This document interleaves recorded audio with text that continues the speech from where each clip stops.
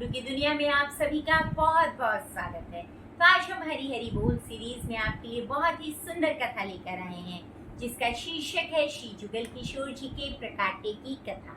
श्री जुगल किशोर जी का प्रकाट्य वृंदावन के किशोर वन नामक पावन स्थान पर हुआ था। ये कथा अति चमत्कारी और भक्तों को सुकून देने वाली, आनंद देने वाली कथा है। यह घटना विक्रमी संवत 1620 संवत में हुई थी। सन 1563 में हुई थी ये घटना। कहते हैं कि शुक्ल पक्ष की एकादशी का दिन था। उस समय परम महान संत एवं रसिक भक्त श्री हरिराम व्यास जी वृंदावन के पावन स्थान पर निवास करते थे। वे अत्यंत भक्ति में जीवन जीते थे और श्री राधा कृष्ण की अखंड उपासना में लीन रहते थे। कैसे हुआ प्रकाट्य? श्री जुगल किशोर जी का एक रात्रि के समय श्री हरिराम व्यास जी के स्वप्न में स्वयं भगवान श्री कृष्ण ने दर्शन दिए। भगवान ने उन्हें आदेश दिया, हे व्यास जी, यमुना के तट पर स्थित किशोर वन में एक स्थान पर मेरी मूर्ति भूमिगत है। तुम वहां जाकर मेरी मूर्ति को निकालो और विधि पूर्वक प्रतिष्ठित करो। मैं स्वयं प्रकट होकर तुम्हारी सेवा स्वीकार करूंगा।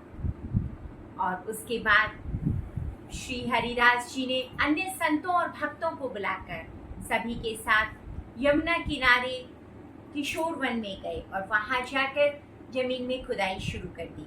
और वहां से भूमि के भीतर से अत्यंत मनोहर एवं किशोर स्वरूप वाली ठाकुर जी श्री की बहुत ही सुंदर प्रतिमा प्राप्त हुई। उनके दर्शन से सभी का हृदय पुलकित हो गया। वह मूर्ति अत्यंत मोहक थी और भगवान किशोर अवस्था में श्री राधा रानी के साथ रास विहार में विराजमान थे। इसी कारण से उनका नाम श्री जुगल किशोर पड़ा।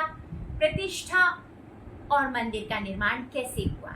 श्री हरिराम व्यास जी ने विधि पूर्वक मूर्ति की प्राण प्रतिष्ठा की और स्वयं उनकी सेवा में करनी प्रारंभ कर दी। कालांतर में बुंदेलखंड राजा मधुकर शाह, जो स्वयं भी श्री कृष्ण के परम भक्त थे, श्री जुगल किशोर जी के दर्शन के लिए इस दिव्य मूर्ति से आए और इस दिव्य मूर्ति से इतने प्रभावित हुए कि उन्होंने भव्य मंदिर बनाने का निर्णय लिया, और जो कि आज भी वृंदावन में श्री जुगल किशोर जी के नाम से प्रसिद्ध है।